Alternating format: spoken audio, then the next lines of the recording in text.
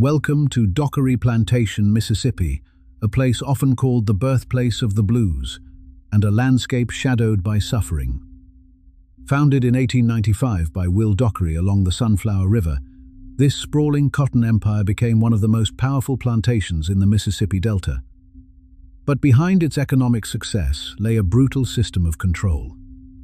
After Reconstruction, many African Americans were forced into sharecropping contracts that trapped them in endless debt. Convict leasing, a system that historian Douglas Blackman would later call slavery by another name, sent black men back into the fields under armed supervision. Whippings, starvation, and intimidation were not rare punishments. They were tools of labor management. And yet, from this soil of oppression, culture rose. In the early 1900s, musicians like Charlie Patton lived and worked here, turning anguish into the raw sound of Delta blues. Tonight, we uncover the hidden history of torture in the cotton fields of Dockery Plantation. The sun had not yet risen over Sunflower County when the plantation bell shattered the darkness. Its iron clang echoed across the quarters, pulling exhausted bodies from fitful sleep on corn-husk mattresses, signaling that another 18-hour day was about to begin. For the thousands of men, women, and children who lived and labored on plantations like Dockery throughout the Mississippi Delta, this sound was as reliable as death itself, the cruel metronome that measured out their lives in increments of suffering. The bell at Dockery Plantation hung near the commissary building, and its tone carried for miles across the flat delta landscape, reaching workers in the most distant cabins. Some plantations used horns instead of bells, great blasts that startled sleepers awake with a violence that seemed deliberately cruel. On the Hopson Plantation near Clarksdale, an overseer named Marcus Thompson was known for walking through the quarters before dawn, banging on doors with a wooden club and shouting profanities at anyone slow to rise. What unfolded between that pre-dawn bell and the final collapse into dreamless sleep constituted an existence so brutal, so systematically dehumanizing, that those who survived it often struggled to convey its reality to those who had not. "You can't explain plantation life to nobody who ain't lived it," recalled Mattie Curtis, interviewed by the Works Progress Administration in the 1930s. The words just don't carry the weight of what it was. The writer Richard Wright, who spent his formative years in Mississippi before escaping north, would later describe the psychic weight of such an existence. "The things that influenced my conduct as a Negro did not have to happen to me directly. I needed but to hear of them to feel their full effects in the deepest layers of my consciousness." The living conditions in plantation quarters had changed remarkably little since the days of chattel slavery. The cabins that housed black workers and their families were architectural expressions of their inhabitants' status, structures designed to provide minimal shelter at minimal cost, with no consideration whatsoever for comfort, privacy, or dignity. Photographs from the period show rows of identical shacks stretching toward the horizon, their weathered boards grey with age, their roofs patched with whatever materials came to hand. A typical cabin on a delta plantation measured roughly 16 by 20 feet, constructed of rough-hewn pine boards that shrank as they dried, leaving gaps wide enough to admit wind, rain, and the ever-present mosquitoes that made delta nights a torment. The Dockery Plantation quarters, portions of which still stand today as historical artifacts, demonstrate this construction method clearly. The floors were packed earth in most cases, turning to mud during the rainy season and sending up clouds of dust during the dry months. Some workers attempted to improve their floors by mixing animal blood with the dirt to create a harder surface, a technique passed down from African building traditions. A single room served as kitchen, living space, and bedroom for families that often numbered 6, 8, or even 10 members. Clara Davis, interviewed in Tuskegee, Alabama, in 1937, recalled that her family of 11 shared a single room throughout her childhood. "We slept crossways on the bed, the little ones at the foot. When it rained, we moved the bed to whichever corner wasn't leaking that week. Furniture was sparse and crude, perhaps a table knocked together from scrap lumber, a few chairs or stools, and beds that were little more than wooden frames, strung with rope and topped with mattresses stuffed with corn husks or Spanish moss. Privacy was a concept that belonged to another world entirely.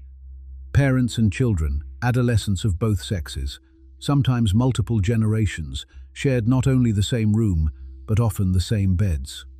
The psychological toll of this enforced intimacy, particularly on adolescents experiencing the changes of puberty, can only be imagined. The sanitary conditions would have been condemned in any northern city of the era, where progressive reformers were already campaigning against far less extreme housing conditions. Outhouses, where they existed at all, were shared among multiple families and rarely cleaned or maintained. A single privy might serve 10 or 15 families, creating lines at dawn and dusk and conditions of filth that bred disease. Many plantations provided no facilities whatsoever, forcing workers to relieve themselves in the woods or fields. Federal investigators examining plantations in the Mississippi Delta in 1908 reported that on one property housing more than 300 workers, only 4 outhouses existed, all in advanced states of decay. Clean water was a luxury that few quarters possessed. Workers drew water from wells that were often contaminated by the very outhouses that stood nearby, or from ditches and streams that served equally as waste disposal. The connection between contaminated water and disease was well understood. By this time, John Snow had famously traced a cholera outbreak in London to a contaminated water pump as early as 1854. But plantation owners saw no reason to invest in infrastructure that would benefit only their laborers. The economic calculus was simple and brutal. Workers who died could be replaced more cheaply than wells could be dug. Dysentery, typhoid fever, and cholera swept through the quarters with terrible regularity.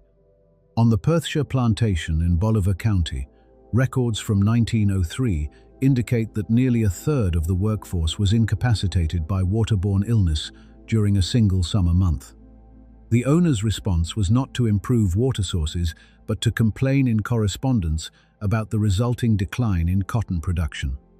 He calculated his losses in bales of cotton, not in human suffering. Dr. L.C.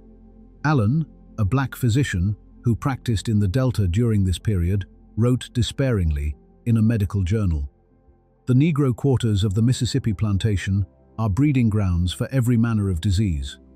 The wonder is not that so many die, but that any survive at all." The cabins offered little protection from the Delta's extreme climate, which oscillated between brutal summer heat and winters cold enough to kill. Summers brought temperatures that regularly exceeded 100 degrees, with humidity so thick that breathing itself became labor. The Delta's location in the lower Mississippi River floodplain created a natural humidity trap, and on the worst days the air felt like wet wool pressed against the face. The single fireplace that provided the only means of cooking also added unbearable heat to the already sweltering interior, forcing families to prepare meals outdoors when possible. Some workers built crude outdoor kitchens from salvaged materials, but these offered no protection from rain and attracted insects that contaminated whatever food was being prepared. The heat inside the cabins could reach 120 degrees or higher, making sleep nearly impossible. Workers often dragged their mattresses outside on the hottest nights, preferring the mosquitoes to the suffocation of the enclosed space. Winters, while milder than in northern states, still brought freezing nights, and the ill-constructed cabins with their gaps and cracks provided almost no insulation. Temperature records from Greenwood, Mississippi, show that January nights in the Delta regularly dropped into the 20s, and occasional cold snaps brought temperatures into the teens or even single digits. Workers stuffed newspaper into the walls, hung quilts over windows, and huddled together for warmth. But frostbite and hypothermia claimed victims every winter.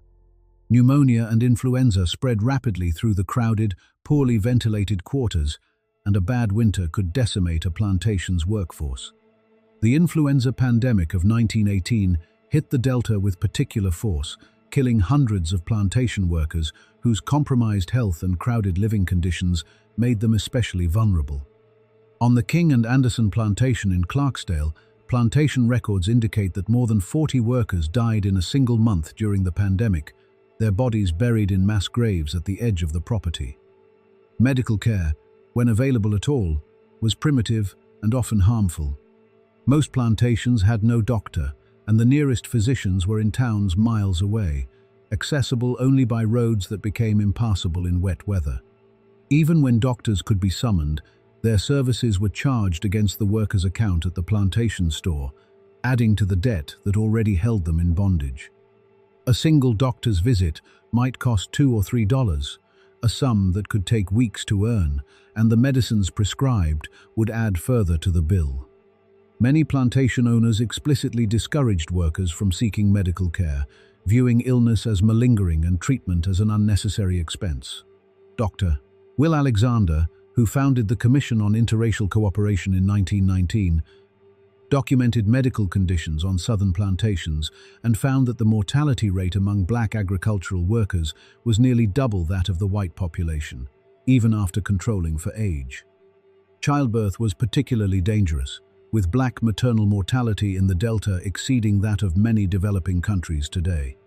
Midwives, usually older women with no formal training but decades of experience, attended most births, and their skills saved countless lives.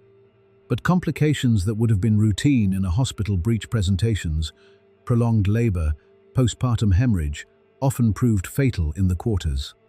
Many workers preferred to rely on traditional remedies passed down through generations, herbal medicines, poultices, and spiritual healing practices, rather than incur debts they could never repay. Root doctors and conjure women commanded respect throughout the Delta, their knowledge of plants and remedies representing a continuous tradition stretching back to Africa.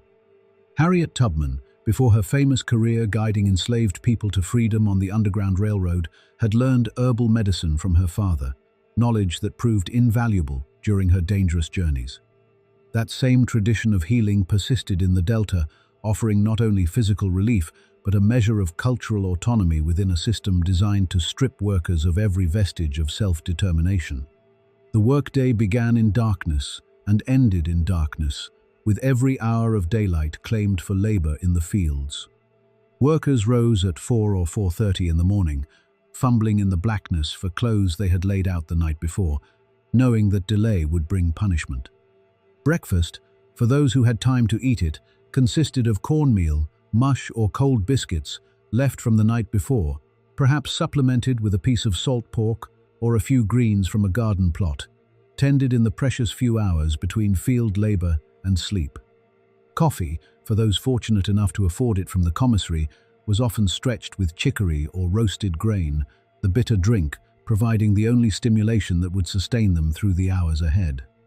Workers assembled at the designated meeting point before the sun broke the horizon, gathering in the pre-dawn grey to receive their assignments.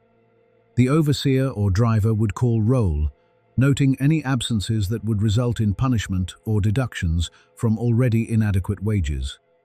From there, workers were assigned to their tasks and marched to the fields, sometimes walking a mile or more before reaching the area where they would spend the day. Work commenced as soon as there was sufficient light to distinguish cotton plants from weeds, what workers called can-see time, as opposed to the can't see that bookended each brutal day. The former enslaved person Solomon Northup, whose memoir 12 Years a Slave documented plantation labor in Louisiana, described the relentless pace. The hands are required to be in the cotton field as soon as it is light in the morning, and, with the exception of 10 or 15 minutes, which is given them at noon to swallow their allowance of cold bacon, they are not permitted to be a moment idle until it is too dark to see. The specific labor varied by season, each phase of the cotton cycle bringing its own particular miseries. Spring meant ploughing and planting, following mules through fields that had baked hard over winter, fighting soil that resisted every attempt to break it. The Delta soil, while legendarily fertile, was also heavy with clay, and when dry, it set like concrete. Breaking this ground required strength, endurance, and a constant battle against both the earth and the animals that pulled the plows. Mules were notoriously stubborn creatures, and controlling them while simultaneously guiding a plow through resistant soil, demanded every ounce of a worker's attention and energy. A single worker might walk 15 or 20 miles in a day behind a plow, every step a battle against the stubborn earth. The sun beat down without mercy, and there was no shade in the open fields, no relief from heat that shimmered visibly above the furrows. Planting followed ploughing, with workers dropping cotton seeds into the freshly turned earth at precise intervals too close, and the plants would crowd each other too far, and the yield would suffer. This work was often assigned to women and children, who would follow behind the ploughs in long lines, their backs bent, their hands blackened by the soil. Mary Reynolds, interviewed by the WPA in Texas, remembered planting season from her childhood in slavery, a memory equally applicable to the sharecropping era. "I worked in the field every day from before daylight to almost plumb dark. I hoed the cotton and corn and picked the cotton. Summer brought chopping season, when workers moved through the rows with hoes, thinning the young cotton plants and removing weeds that competed for water and nutrients. This work required constant stooping, bending at the waist for hours on end, a posture that left backs screaming and muscles locked in spasm. The hoe was heavy, typically 4 to 5 pounds, and swinging it hundreds of times per hour, hour after hour, day after day, took a physical toll that accumulated over years. Many older workers were permanently bent, their spines curved from decades of labor that had never allowed them to stand fully upright. The weeds were endless, springing up overnight, no matter how thoroughly they had been cleared the day before, and the overseer's eye was ever present. Workers developed their own rhythm for the work, a pace fast enough to avoid punishment but not so fast as to exhaust them before day's end. They worked in lines, each person responsible for their own row, and the competition, sometimes friendly, sometimes forced, pushed them to maintain the pace. A worker who straightened up to rest, even momentarily, risked being cursed, struck, or docked pay. One overseer on the Stovall Plantation near Clarksdale was known for carrying a pocket watch and timing how long workers stood upright. More than 30 seconds earned a blow from his riding crop.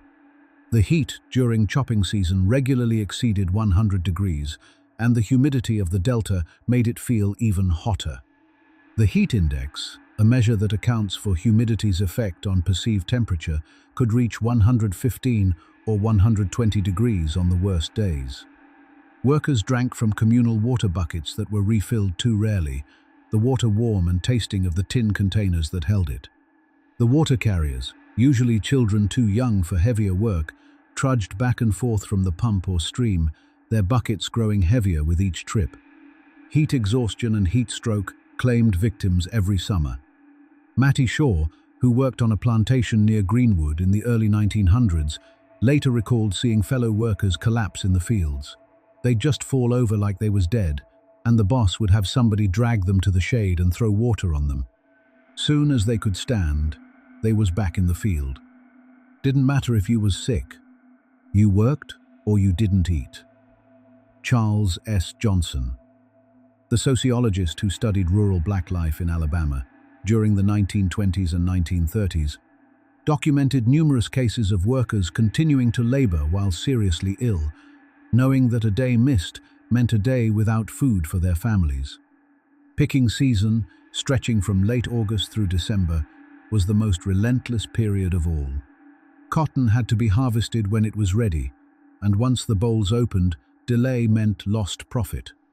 A rainstorm could ruin exposed cotton in a matter of hours, driving owners and overseers to push workers even harder when weather threatened. The Delta's cotton kingdom reached its peak intensity during these months, with every available hand pressed into service from the youngest child who could walk to the oldest grandparent who could still stoop. Workers picked from the first light of dawn until full darkness, dragging long canvas sacks behind them as they moved through the rows. The sacks were typically 9 feet long and made of heavy canvas, and when full they could weigh 60 or 70 pounds, a burden that had to be dragged through the rows while continuing to pick. The work required both speed and care. Bolls had to be extracted quickly to meet the day's quota, but damaged cotton fetched lower prices, and workers whose picks contained too much leaf or stem faced punishment.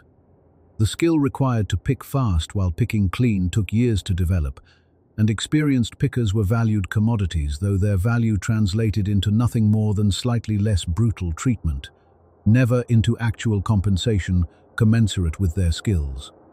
The cotton boll itself was surrounded by a sharp, dried husk called the burr, and picking meant thrusting one's hands into these burrs hundreds, thousands of times each day. By the end of picking season, workers' hands were masses of cuts, scratches, and calluses, the skin cracked and bleeding, often infected. The cuts would become embedded with soil and plant matter, leading to infections that could become serious in an era before antibiotics. Children's hands, softer and more vulnerable, suffered even worse. Photographs from the period show young children with hands wrapped in rags, their fingers too torn and swollen to use without protection. The sacks grew heavier as the day progressed, the strap cutting into shoulders already raw from previous days, creating grooves in the flesh that became permanent scars on long-term workers. A good picker might harvest 250 to 300 pounds in a day, a figure that represented nearly continuous labor for 12 or 14 hours. The fastest pickers, driven by fear of punishment or hope of marginally better treatment, sometimes reached 400 pounds.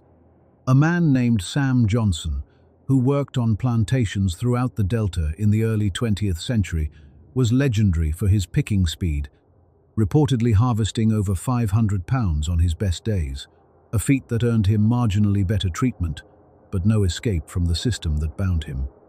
At day's end, each worker's sack was weighed and recorded, the figures inscribed in ledgers that would determine their fates at year's end. Those who fell short faced consequences that ranged from verbal abuse to physical violence. Booker T. Washington, who had experienced plantation labor before becoming the most prominent black leader of his era, described the cotton harvest as work that meant more than labor. It meant life and death. Physical punishment was endemic to the plantation system, accepted by white Southerners as a necessary tool of labor discipline and denied or minimized in public discourse. The whip, that iconic instrument of slavery, had supposedly been retired with emancipation, but its successors proved equally effective at inflicting pain and terror. Overseers and plantation managers employed leather straps, wooden paddles, buggy whips, and bare fists to punish workers deemed insufficiently productive or inappropriately defiant. The tools of punishment were often displayed openly, hung on walls or carried visibly, serving as constant reminders of the violence that could descend at any moment. Some overseers took evident pleasure in their work, seeking out infractions to punish and devising creative tortures for those who displeased them. Others administered beatings with bureaucratic detachment, viewing violence as simply another tool of labor management, no different from the ledger books that tracked debt. The offenses that warranted punishment were defined entirely by white authority: picking too slowly, challenging a weight measurement, expressing dissatisfaction with settlement terms, failing to show proper deference to any white person, regardless of their status. Looking a white man directly in the eye could earn a beating. Speaking before being spoken to could earn a beating. Failing to step off a path when a white person approached could earn a beating. The unpredictability of punishment was itself a tool of control, keeping workers in a state of constant anxiety, never certain when violence might descend or what might provoke it. Federal investigators documented case after case of brutal beatings during the peonage investigations of the early 1900s. In 1906, testimony from workers on a plantation in Lowndes County, Alabama, described a regime of systematic torture. One witness stated that he had seen a fellow worker beaten with a leather strap until the blood ran down his legs, his offense having been asking to see the books that recorded his debt. The worker, a man in his 30s named Jesse Powell, had simply requested an accounting of what he owed, believing that his years of labor must have reduced his debt. For this presumption, he was stripped to the waist, tied to a fence post, and beaten with a strap soaked in brine salt water that caused the wounds to burn with increased intensity. Powell survived, but witnesses reported that his back was so damaged he could not lie flat for months afterward. Another witness in the same investigation described being hung by his wrists from a tree limb and whipped until he lost consciousness, then revived with water and whipped again. This man, whose name was recorded only as Jim, had attempted to leave the plantation to visit his sick mother on a neighboring property. He had not asked permission, knowing it would be denied, and had been caught returning in the early morning hours. His punishment served as a warning to others. Even the most basic human connections, the bonds between parent and child, belonged to the plantation, and any attempt to honor them without authorization would be met with violence. The Clyde Manning case, prosecuted in federal court in 1921, revealed the depths of violence that plantation discipline could reach. Manning, a black worker held in peonage on a plantation in Jasper County, Georgia, testified that the plantation owner, John S. Williams, had murdered at least 11 workers to prevent them from testifying in a federal investigation. The case began when federal agents, following up on reports of peonage in Georgia, visited the Williams plantation and interviewed several workers.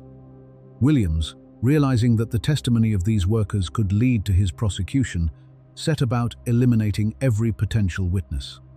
The victims were beaten to death, shot, drowned, or worked until they collapsed and died. Several were killed by being chained to heavy objects and thrown into rivers. Their bodies were recovered weeks later, still bound in chains, their decomposition advanced but the cause of death unmistakable.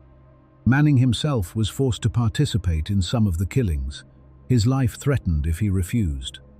His testimony, given at considerable risk to himself, detailed a horror that shocked even observers accustomed to Southern violence. Williams was eventually convicted of murder, one of the few white Southerners ever held accountable for killing black workers, and sentenced to life imprisonment. He died in prison in 1932. But his case was exceptional only in that it was prosecuted, not in the violence it represented. The systematic murder of workers who knew too much, complained too loudly, or attempted to escape was common throughout the region, though it rarely appeared in official records. Bodies disappeared into swamps and rivers, were buried in unmarked graves on plantation property, or were simply never reported missing. Families searched for years for fathers, husbands, and sons who had vanished without trace, their fates unknown, their graves unmarked. The violence existed on a continuum, from casual blows administered for minor infractions to torture sessions designed to terrorize entire workforces, to murders that eliminated troublesome individuals permanently. As Ida B. Wells, the crusading journalist who documented lynching across the South, observed, "The way to right wrongs is to turn the light of truth upon them." The peonage investigations briefly turned that light on the Delta, revealing horrors that official histories had long preferred to ignore. Beyond physical violence lay an elaborate system of psychological control that proved equally effective at maintaining the plantation order. Debt was the master key that locked workers in place more securely than any chain. From their first day on a plantation, workers began accumulating obligations that they could never repay, debts that grew regardless of how hard they worked or how frugally they lived. They purchased food from the plantation commissary at prices marked up 50, 100, or 200% above what the same goods cost in town. The commissary at Dockery Plantation, a building that still stands today, was stocked with staples like flour, cornmeal, salt pork, and molasses. The basic diet that sustained workers through their labors, along with work clothes, tools, tobacco, and the few small luxuries that made life marginally bearable. Everything was available on credit, the purchases recorded in ledger books that workers could neither see nor understand. A pound of bacon that sold for 12 cents in Cleveland, Mississippi, might cost 25 cents at Dockery's commissary. A pair of work boots worth $2 in town might be recorded in the ledger at $5. The interest rates on these loans were whatever the plantation owner chose to charge, typically ranging from 25 to 50% annually, sometimes higher. A worker who purchased $50 worth of supplies over the course of a year might owe $75 by settlement time, before any accounting of his earnings had even begun. The mathematics of the system were designed to ensure failure. They bought clothing, tools, seed, and medicine on credit. Each purchase recorded in ledgers they were forbidden to see and couldn't have read if permitted. Literacy had been criminalized for enslaved people throughout the antebellum South, and while those laws no longer applied, their effects persisted. Is less than #0. 4# is greater than. The vast majority of plantation workers could neither read nor write, leaving them entirely at the mercy of those who kept the books. Mathematical analysis of surviving plantation records reveals that the system was designed to make escape from debt impossible. A worker who started the year owing $50 and earned a theoretical share of cotton worth $100 might discover at settlement that his commissary charges, plus interest, plus deductions for cabin rental, tool usage, mule rental, ginning fees, and various invented charges exceeded his earnings. He would begin the next year not at 0 but deeper in debt than before. The sociologist, Hortense Powdermaker, who studied Delta life in the 1930s, documented case after case of workers whose debts increased year after year despite consistent labor. One man she interviewed had worked the same plantation for 17 years without ever receiving a cash settlement. Each year, his debt had grown. This was not accident, but design, the intended functioning of a system created to bind labor as effectively as slavery had done. As Frederick Douglass had written decades earlier, where justice is denied, where poverty is enforced, where ignorance prevails, and where any one class is made to feel that society is an organized conspiracy to oppress, rob, and degrade them, neither persons nor property will be safe. The threats that enforced this system were ever present, sometimes spoken, more often simply understood. A worker who disputed his settlement risked being beaten, evicted, or arrested for fraud. The annual settlement, usually conducted in December after the cotton had been sold, was a moment of particular vulnerability. Workers lined up at the plantation office, often waiting hours for their turn, knowing that the figures they were about to hear had been calculated without their input and could not be challenged. The plantation owner or his agent would read the account. So much earned from cotton, so much owed to the commissary, so much for cabin rental, so much for tool use, so much for seed advanced at planting time, so much for interest on the balance. Almost invariably, the total owed exceeded the total earned. The worker would sign or mark his name to the settlement document, often the only signature he made all year, and leave with nothing, or with the knowledge that he now owed even more than before. If he protested, he might be told that the books were accurate, that his memory was faulty, that he was welcome to leave if he disagreed, knowing full well that leaving meant losing everything and facing arrest for debt. If evicted, he would find himself homeless and jobless in a region where vagrancy laws made unemployment a criminal offense. If arrested, he would likely be convicted, fined, and leased back to the same plantation, or one equally brutal, now not as a sharecropper, but as a convict with no rights whatsoever. His family would suffer alongside him. Wives were sometimes held responsible for husbands' debts, children for parents. The threat extended beyond the individual to everyone he loved. An overseer might casually mention that a worker's daughter was pretty, that his wife looked healthy, that his aging parents seemed tired. Nothing more needed to be said. Everyone understood that the power to harm was absolute, that the law offered no protection, and that resistance would be punished not only in one's own body, but in the bodies of those one loved most. Ned Cobb, the Alabama sharecropper whose oral history was published as All God's Dangers, described the psychological weight of this system. I was just like a dead man. I couldn't do nothing. I couldn't say nothing. I couldn't go nowhere. I just had to take what they gave me and be quiet. Armed overseers patrolled the plantations like prison guards, their weapons visible reminders of the violence that underlay every interaction. Most overseers carried pistols at all times, Colt revolvers or Smith & Wesson models that hung from their belts or were tucked into waistbands, the polished steel catching the light as a constant reminder of lethal authority. Many kept shotguns or rifles ready at hand, leaning against the walls of their offices or mounted on their horses, available for immediate use if needed. The weapons were not merely defensive tools, but symbols of absolute power, signs that the overseer's word was backed by force that could not be resisted. They rode through the fields on horseback, surveying the labor from above, descending to investigate any interruption in the rhythm of work. From their elevated position, they could see for hundreds of yards in every direction, spotting any worker who paused, any back that straightened, any hand that slowed. At night, they patrolled the boundaries of the plantation, watching for workers who might attempt to slip away under cover of darkness. On larger plantations like Dockery, the night patrol was organized into shifts, ensuring that someone was always watching, always ready to intercept anyone attempting flight. Some plantations employed dedicated guards who did nothing but surveillance, men whose sole job was to prevent escape and report any sign of organization or resistance. These guards were often recruited from the poorest segments of white society, men for whom the job represented a rare opportunity for steady wages and a position of authority. Their loyalty was purchased cheaply but proved reliable.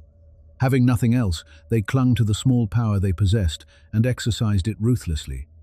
The physical geography of the plantation reinforced this control. The quarters where workers lived were typically situated far from any public road, accessible only through routes that passed by the overseer's house or the plantation office. At Dockery, the workers' cabins were clustered nearly a mile from the main road, reachable only by paths that passed within clear sight of multiple observation points. The fields stretched to every horizon, offering no cover for anyone attempting to flee. The swamps and forests that bordered plantation land were dangerous, filled with cottonmouths and water moccasins, alligators that lurked in the waterways, and the very real possibility of getting lost and dying of exposure. The delta was crisscrossed by rivers, streams, and bayous that could not be forded without knowledge of local conditions, and many fugitives drowned attempting to cross waters they did not understand. Even if a worker escaped the immediate boundaries of the plantation, the surrounding community was hostile territory. White residents would report any unfamiliar black face to authorities, and black residents, while often sympathetic, knew that harboring a fugitive could bring terrible retribution on themselves and their families. The entire region functioned as an open-air prison, its walls invisible but no less confining for that. The oppression of black women on Delta plantations continued the patterns established under slavery, adding another dimension of horror to an already unbearable existence. White overseers, plantation managers, and owners exercised virtually unlimited power over the women who worked in their fields and homes, and many used that power to demand personal favors. The coercion took various forms, from explicit threats to implicit understandings that compliance would bring marginally better treatment, while refusal would bring punishment. A woman who submitted might find her family assigned to lighter work, her children given easier tasks, her account at the commissary treated more generously. A woman who refused might find her husband beaten, her rations reduced, her family evicted in the middle of winter. Some women were mistreated outright, attacked in the fields or in their cabins, their assailants knowing that no law would hold them accountable and no authority would hear their complaints. The legal system offered no protection whatsoever. The mistreat of a black woman by a white man was not even theoretically prosecutable in most southern jurisdictions, and the few cases that reached court invariably resulted in acquittals. The white woman's virtue was endlessly celebrated and ferociously defended in southern culture, but black women were treated as legitimate targets for any white man's desires. Fannie Lou Hamer, the civil rights activist who would later become famous for her testimony at the 1964 Democratic National Convention, was herself a victim of such violence, sterilized without her knowledge or consent by a white doctor during what she believed was minor surgery. She later spoke of the terror that defined black women's lives in the Delta. "I was sick and tired of being sick and tired." Others faced impossible choices: submit to the overseer's demands or watch their husbands beaten, their children sent away, their families' already meager rations reduced further. The calculus of survival often required accepting violation as the price of keeping one's family together. Some women developed strategies of partial compliance, attempting to manage their exploitation rather than prevent it entirely. Others found ways to resist without appearing to resist, claiming illness, becoming pregnant, or cultivating protectors whose presence might deter other predators. None of these strategies offered any real security. They were merely attempts to navigate an impossible situation. Is less than #0. 4 is greater than. The children born of these assaults occupied an ambiguous and painful position, their light skin marking them as evidence of violence. Their mothers could not discuss their existence, a daily reminder of trauma that could not be healed.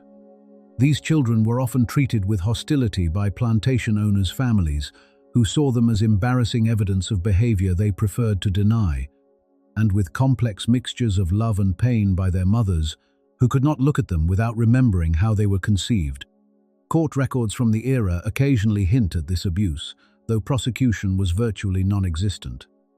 A 1908 case in Hinds County, Mississippi, mentioned in passing that a white plantation manager had fathered children by several black workers, a revelation that seemed to surprise no one and resulted in no legal consequences.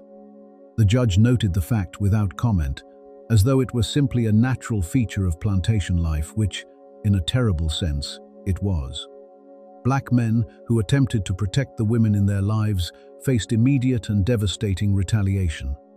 The myth portraying black men as violent offenders, which white Southerners cultivated obsessively, served partly to deflect attention from the real pattern of oppression, which flowed almost entirely in the opposite direction. Newspapers published lurid accounts of alleged black offenders, and lynching was frequently justified as necessary to protect white womanhood. The reality was precisely inverted. White men committed mistreats against black women without consequence, while black men who looked at white women or who were accused of looking might be tortured and killed. Any black man who objected to a white man's treatment of a black woman could be accused of threatening behavior, of inappropriate intentions toward white women, of the kind of racial transgression that justified lynching. In 1899, Sam Hose, a black farm worker in Georgia, was lynched after allegedly killing his white employer during a dispute over wages. Before his death, rumors spread that he had also attacked the employer's wife, a claim that was never substantiated and that the woman herself initially denied. Hose was tortured for hours before a crowd of 2,000 spectators, his ears, fingers, and mutilated before he was finally burned alive. His bones were sold as souvenirs, his knuckles reportedly displayed for years in the window of an Atlanta grocery store. The message to black men was explicit: protect your wife, your daughter, your sister, and you will die, and perhaps they will die too. This calculated terror enforced silence about these oppressions for generations, making it one of the least documented and most pervasive aspects of plantation life. Harriet Jacobs, writing of her experiences in slavery, observed that slavery is terrible for men, but it is far more terrible for women. Her words applied equally to the post-emancipation Delta, where the same patterns of oppression continued under the guise of free labor. Children were not exempt from the plantation's demands. Indeed, they were integral to its functioning from the earliest age they could be made useful. Delta children began working in the fields almost as soon as they could walk, starting with small tasks and gradually assuming the full burden of adult labor. A child of 5 or 6 might be assigned to carry water to the field workers, trudging back and forth under the blazing sun with buckets too heavy for small arms. The buckets, made of heavy tin, held 2 or 3 gallons each, and a small child might carry them a quarter mile or more from the pump to the furthest reaches of the fields. By 8 or 9, children were expected to pick cotton alongside adults, their smaller fingers supposedly better suited to extracting the bolls from their prickly husks. This claim was in fact false. Children's fingers were more vulnerable to the sharp burrs, not less, but it served to justify putting children to work at the most demanding tasks of the harvest.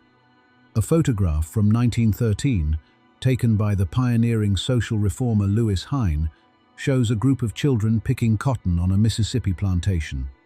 The oldest appears to be perhaps 12, the youngest no more than 6. All are bent over their work, their faces invisible, their small bodies dwarfed by the cotton plants that rise around them. The quotas assigned to children were lower than those for adults, but they were quotas nonetheless, and failure to meet them brought the same punishments. A child who picked only 50 pounds when 75 was expected might be beaten, denied supper, or forced to continue working after dark while others rested. Federal investigators documented the widespread use of child labor on Delta plantations during the peonage investigations. A 1907 report noted that on one Alabama plantation, children as young as 7 were working 12-hour days in the fields, and that those who failed to meet their quotas were beaten alongside adult workers. The investigator, a federal attorney named Charles Russell, expressed shock at what he found. "I have seen children whose hands were so torn and swollen that they could barely hold a cotton boll, yet they were forced to continue picking until darkness fell." When I asked the overseer how he could justify such treatment of children, he responded that they were just little black person, and that working them young made them better workers when they grew up. This casual brutality toward children reflected the plantation system's ultimate logic. These were not fully human beings whose development and welfare mattered, but units of labor to be exploited from the earliest possible moment. The exploitation of children represented not only present cruelty, but the systematic destruction of future possibility. Children who spent their days in the fields could not attend school, even in the rare cases where schools for black children existed. Mississippi did not require school attendance for any child until 1918, and even then the law was rarely enforced for black children, particularly in rural areas. The illiteracy that resulted served the plantation system perfectly. Workers who could not read, could not examine the ledgers that recorded their debts, could not read the newspapers that might inform them of opportunities elsewhere, could not write letters seeking help or documenting their conditions. A generation of children grew into a generation of adults, trapped in the same system that had trapped their parents, the cycle of exploitation renewing itself with each passing year. Ruby Shepherd Gaston, interviewed for a civil rights oral history project in 1973, remembered her Delta childhood with painful clarity. "I started picking cotton when I was 7 years old. Went to school maybe 2-3 months out of the year when there wasn't no work to do. By the time I was grown, I could pick 300 pounds a day, but I couldn't hardly write my own name. They didn't want us educated. An educated black person was considered dangerous, that's what they said." Escape from the plantation was the dream that sustained many workers through conditions otherwise unbearable, but it was a dream that carried terrible risks. The law itself was arrayed against anyone who attempted to leave.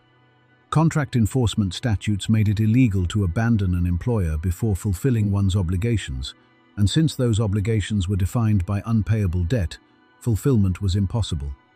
Alabama's false pretenses law, upheld by the United States Supreme Court in the 1911 case of Bailey v. Alabama, made it a criminal offense to accept an advance on wages and then fail to perform the promised labor, in effect criminalizing quitting one's job. While the Supreme Court eventually struck down this particular law, similar statutes remained on the books throughout the South for decades. Anti-enticement laws made it illegal for anyone to help a worker escape by offering alternative employment, with penalties including substantial fines and imprisonment.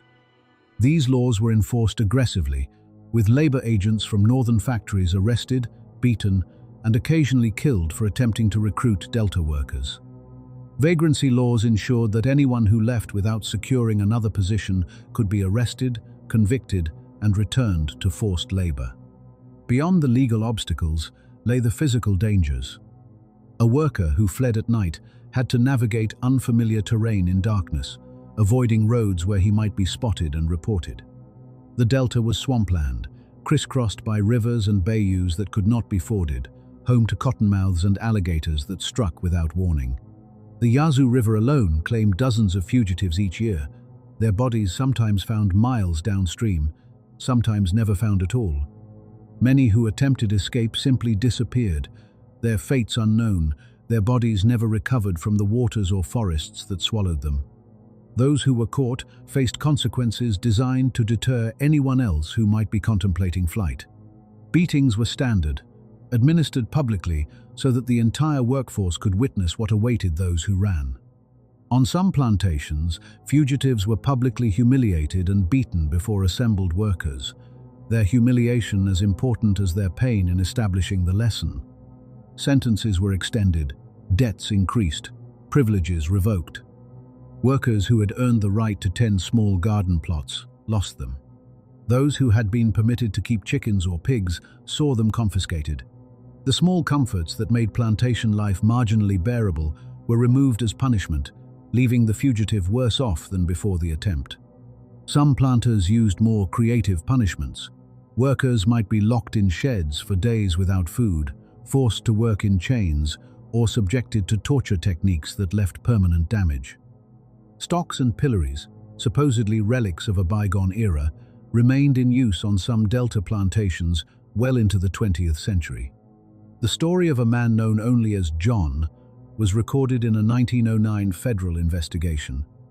John had attempted to escape from a plantation in the Yazoo Delta, walking nearly 30 miles through swampland before being captured by local authorities and returned to his employer.